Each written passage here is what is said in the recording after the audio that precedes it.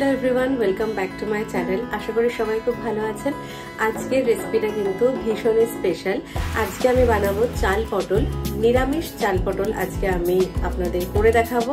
যে কোনো নিরামিষ রান্নার দিনে বা যে কোনো দিনেই কিন্তু অনায়াসে বানিয়ে ফেলতে পারেন এই ধরনের রেসিপি। আর এটা একদম প্রপার লাঞ্চ বা ডিনার হিসাবে কিন্তু একদম খেয়ে নিতে পারেন। এর সাথে কোনো রকম কোনো সাইড ডিশের কোনো দরকারই নেই। আর রান্নাটা হবে ভীষণই লাইট, কম তেল মশলায় রান্না হবে, ভীষণই অনায়াসে হয়ে যাবে, খুব কম সময়ের মধ্যে হয়ে যাবে, আর খেতে হবে দুর্দান্ত। তো যে কোনো দিনের জন্য এই দুর্দান্ত রেসিপি কিভাবে বানাবেন সেটা চলো দেখে নেওয়া যাক। আজকের এই সুন্দর রেসিপিটা বানানোর জন্য আমি নিয়েছি 6টা পটল। পটলের যে খোসাটা ওটা একটা ছুরির সাহায্যে আমি চিড়ে নেব। পুরো খোসাটা কিন্তু কাটতে হবে না, একটু এইভাবে একটু ছুরির সাহায্যে চিড়ে নিলেই কিন্তু হবে।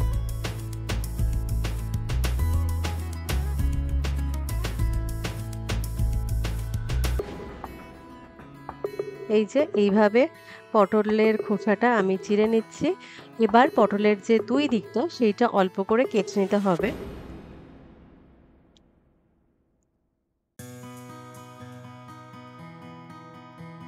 এই যে এইভাবে আমি দুই দিকে একটুখানি কেটে নিচ্ছি।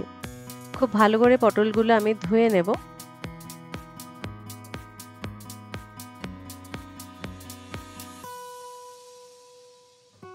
এবার চাল পটল বানানোর জন্য আমি নিয়েছি গোবিন্দভোগ চাল। গোবিন্দভোগ চাল আমি 4.5 কাপ নিয়েছি। যতটা পরিমাণে চাল নেবেন সেই পরিমাণেই কিন্তু জলও নিতে হবে। তো কাপ মেপে চালটা নেবেন, আমি জলের পরিমাণটা বলে দেব। তো এখানে আমি পটলগুলোকে প্রথমে ভাপাতে বসিয়েছি। এরকম একটা ঝাঁঝরির উপরে পটলগুলো দিয়ে আমি ঢাকনা দিয়ে দিয়েছি। মোটামুটি 4 থেকে 5 মিনিট বা 3 থেকে 4 মিনিটেই কিন্তু রেডি হয়ে যাবে। এবার একটা মশলা তৈরি করে নেব। একটু জিরে দিয়ে দিলাম, গোটা গরম মশলা, 2টো তেজপাতা, 2টো শুকনো লঙ্কা। এইটা ভালো করে ড্রাই রোস্ট করে নেব। একটু গোলমরিচও দিয়েছি, ড্রাই রোস্ট করে নিয়ে ওটা আমি গুঁড়ো করে নেব। এবার পাত্রের মধ্যে দিয়ে দিচ্ছি একটু সরষের তেল। নুন দিয়ে মাখিয়ে রাখা পটলগুলো আমি হালকা করে ভেজে তুলে নেব। এপিট ওপিট হালকা লালচে হয়ে এলেই কিন্তু তুলে নিতে হবে, খুব বেশি ভাজার দরকার নেই। তো এই যে পটলগুলো ভাজা হয়ে গেছে, এবার এক এক করে আমি এটা তুলে নিচ্ছি। ওই তেলের মধ্যে আমি 2 চামচ ঘি দিয়ে দিচ্ছি। তেল মশলা কিন্তু খুবই কম আজকে ব্যবহার করব। আর দিয়ে দিচ্ছি একটা তেজপাতা আর একটু জিরে ফোড়ন, আর দিয়ে দিচ্ছি গোটা গরম মশলা। এবার দিতে হবে 1 চামচ আদা বাটা। আদা বাটা দিয়ে উপর থেকে আমি একটু নুন দিয়ে দিলাম যাতে খুব বেশি না ছিটকায়, কারণ আদা বাটা দিলে একটু ছিটকায়। তো একটু নাড়াচাড়া করে নিয়ে আমি চালটা দিয়ে দিচ্ছি। চালটা আমি ভালো করে ধুয়ে নিয়েছিলাম, 10 মিনিটের জন্য ভিজিয়েও রেখেছিলাম। তো চালটা দিয়ে এখন আমি দিয়ে দিচ্ছি কাজু বাদাম বাটা। এখানে আমি 8টা কাজু বাদাম বাটা নিয়েছি। এখানে আমি 6টা কাঁচা লঙ্কা বাটা দিয়ে দিচ্ছি। ভালো করে চালটার সাথে মশলাটা ভালো করে নাড়িয়ে নিতে হবে, একটু ভাজা ভাজা করতে হবে। এবার এখানে একটা বাদাম গুঁড়ো নিয়েছি, 6 থেকে 7টা আমন্ড, 6 থেকে 7টা পেস্তা, আর নিয়েছি 8টা মতো কিশমিশ। তো এইটা মিক্সিতে গুঁড়ো করে নিয়েছি। তো সেই বাদাম বাটাটাও দিয়ে দিলাম, বাদাম বাটা নয় বাদাম গুঁড়োটাও দিয়ে দিলাম। এবার যে ড্রাই রোস্ট করে গুঁড়ো করে রাখা মশলাটা তৈরি করেছিলাম সেই মশলা থেকেও আমি 1.5 চামচ দিয়ে দিচ্ছি।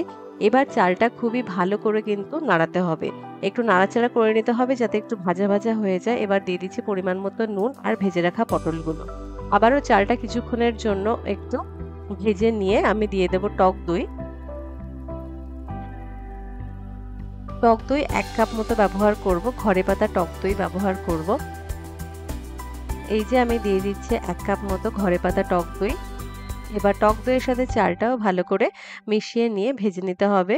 চালটা দেখুন একদম ঝরঝরা টাইপের হয়ে গেছে। এইভাবে ভেজে নিয়ে তারপরে আমি অ্যাড করব 1 চামচ গুড়। এখানে আমি এরকম পাউডার গুড় আমি ব্যবহার করেছি।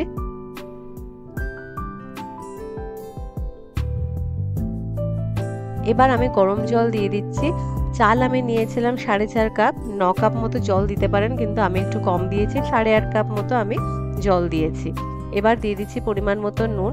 হাই হিটে এটা আমি ঢাকনা দিয়ে দেব। আচ্ছা, এখানে আমি কয়েকটা কাঁচা লঙ্কাও দিয়ে দিচ্ছি, আর দিয়ে দিচ্ছি 2 চামচ ঘি। এবার ঢাকনা দিয়ে দেব হাই হিটে 3 থেকে 4 মিনিট। তারপরে একদম আঁচটা কমিয়ে দিয়ে 7 মিনিট মতো রাখলেই কিন্তু হয়ে যাবে, 7 থেকে 8 মিনিট, টোটাল ওই 11 থেকে 12 মিনিটেই কিন্তু ঝরঝরে একদম চাল পটল তৈরি হয়ে যাবে। এই যে আমি একটু দেখিয়ে দিই কতটা ঝরঝরে হয়েছিল, একদম লাইট একটা ডিশ, যেটা কিন্তু দারুণ লাগবে খেতে। টেস্ট কিন্তু দারুণ হয়েছিল, একদম গুড়টা দিয়েছিলাম, বাদাম দিয়েছিলাম, তার সাথে কিছু কাঁচা লঙ্কাও ছিল, তো স্বাদের একটা খুব ভালো ব্যালেন্স হয়েছিল। তো আজকের রান্নাটা কেমন লাগলো আপনাদের? যেরকমটা বলেছিলাম কত কম তেল মশলায় হয়ে গেল, আর দেখে তো বুঝতেই পারছেন যে খেতে দুর্দান্ত হয়েছিল। তো সেই টেস্টটা পাওয়ার জন্য কিন্তু বাড়িতে অবশ্যই একবার বানিয়ে ফেলবেন, আর আমাকে কমেন্ট বক্সে অবশ্যই জানাবেন যে কেমন লেগেছে আপনাদের। ভিডিওটি এতক্ষণ ধরে দেখলেন তার জন্য সবাইকে অসংখ্য ধন্যবাদ। তো দেখা হবে পরের ভিডিওতে। আর হ্যাঁ, যদি ভিডিওটি ভালো লেগে থাকে তাহলে ভিডিওটিকে লাইক করবেন, শেয়ার করবেন, আমার চ্যানেলটিকে সাবস্ক্রাইব করবেন, আর কমেন্ট বক্সে অবশ্যই লিখবেন যদি অন্য কোনো রেসিপি আপনাদের দেখতে ইচ্ছা করে, তো সেই সাজেশনটাও কিন্তু কমেন্ট বক্সে জানাবেন। দেখা হবে পরের ভিডিওতে, সবাই খুব ভালো থাকবেন।